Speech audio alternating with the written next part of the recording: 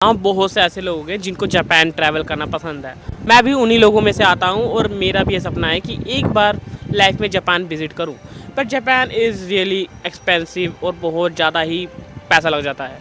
और अगर आपको जापान जाना है तो आपको पता भी होना चाहिए कि जापान जाने के लिए किन-किन चीज़ों की रिक्वायरमेंट होती है।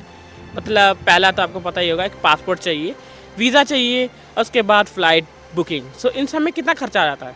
पहला, अगर आप एक वीज़ा बनवा रहे हैं तो Japanese visa as a tourist visa, क्योंकि जो कि 90 दिन का रहता है, वो बन जाएगा आपका बेसिकली 1000 के अंदर। वैसे कम में बन जाता है, पर मैं एज़ अ मैक्सिमम बता रहा हूँ, 1000 के अंदर आपका बन जाएगा अगर आप इंडियन एम्बेसी में जाके कॉन्टैक्ट करके बनवाते तो।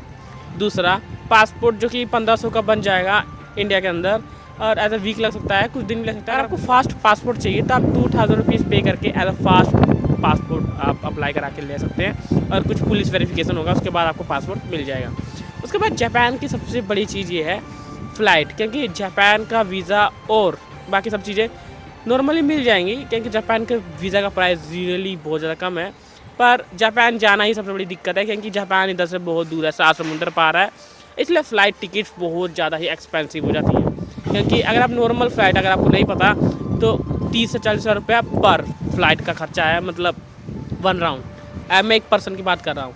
और अगर आप 2 वे ट्रिप करेंगे आने जाने का तो कभी कभी वो 80,000 तक पहुँच सकता है। पर अगर मौसम के हिसाब से रहता है, अगर आप अप्रैल में जाएंगे तो एज उधर समर स्टार्ट हो चुका है, समर में मतलब उधर चेरी ब्लॉसम खिलेंगे और मतलब जापान की ब्यूटी और ज़्यादा उभर के आएगी, तो इसलिए उस टाइम ट्रिप में टूरिस्ट बहुत ज़्यादा जाते हैं, इसलिए एरोप्लेन के प्राइसेस भी बहुत ज़्यादा हाई हो जाते हैं। और इस वजह से ऐसा मौसम सेलेक्ट कीजिए जिस टाइम ऐसा कुछ ना हो। अगर आपको जापान ही विज़िट करना है तो आप कर पाएँ आराम से। और अगर आप इंडिगो जैसे एयरलाइंस और विस्तारा कोई भी ऐसी फ़्लाइट ले सकते हैं, मतलब ऊपर नीचे चेक कर लेना जिसके टिकट प्राइस कम हो, और सीधा दिल्ली टू जापान की ट्रिप ना करें, इसे 2 वे में रखें, Delhi to Malaysia, Malaysia to Japan. ये थोड़ा अफोर्डेबल पड़ता है और इजी पड़ता है 2 वे ट्रिप करके। और आगे की बात करूँ तो अगर आप जापान में जा ही रहे हैं तो उसमें आपको पता होगा आपको सिम खरीदनी ही पड़ेगी, क्योंकि उधर आपकी सिम नहीं चलेगी।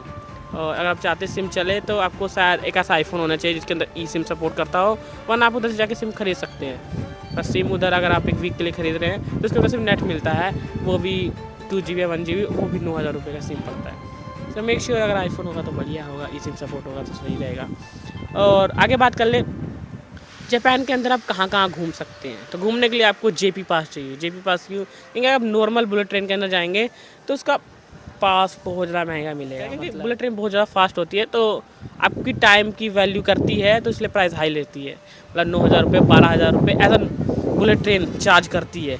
बस का भी यही सिस्टम है। जापान इज़ रियली एक्सपेंसिव और उधर से आप जा सकते हैं। तो जेपी कार्ड एक बार बनवा लेंगे तो उसमें आप 30,000 या 40,000 येन का रिचार्ज करवाएंगे तो आप आराम से घूम सकते हैं। आप वीक का करवा लेते हो, अनलिमिटेड टाइम उसमें घूमना हो जाता है।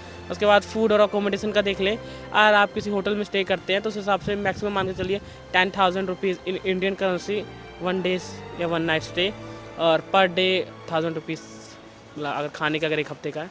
और कहीं घूमना चाहते हो तो घूमने के लिए अलग से ट्रिप, तो मिला जुला के अगर आपके पास 2 लाख रुपीज़ है तो आप आराम से घूम सकते हैं। मतलब जापान बढ़िया देश है, एक्सपेंसिव है, अगर आप घूमना चाहते हैं तो आराम से घूम सकते हैं और आप बहुत जगह घूम सकते हैं। और मुझे कमेंट करके बताना आप कहाँ घूमोगे।